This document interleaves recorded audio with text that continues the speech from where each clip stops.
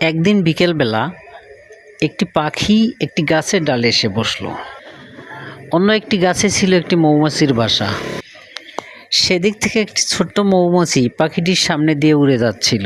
পাখিটি মৌমাছিটিকে ডেকে বলল, কেমন আছো মৌমাছি ভাই? মৌমাছি উত্তর দিল, ভালো। মৌমাছি জিজ্ঞেস করলো, কেমন আছো পাখি ভাই? পাখি বলল, ভালো আছি। অনেক দিন ধরেই তোমাকে একটা কথা বলবো ভাবছি। মৌমাছি জিজ্ঞেস করলো, কি কথা পাখি ভাই? পাখিটি বলল, মধুর জন্য তুমি কত কঠোর পরিশ্রম করো, কিন্তু লোকজন তোমাকে না জানিয়েই তা নিয়ে যায়, এতে তোমার দুঃখ হয় না?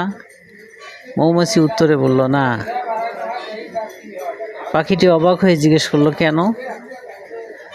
হাসি মুখেই মৌমাছি জবাব দিল, কারণ তারা কখনোই আমার মধু তৈরির শিল্পকে আমার কাছ থেকে চুরি করতে পারবে না। নিজের দৃষ্টিকে সবসময় ইতিবাচক রাখুন।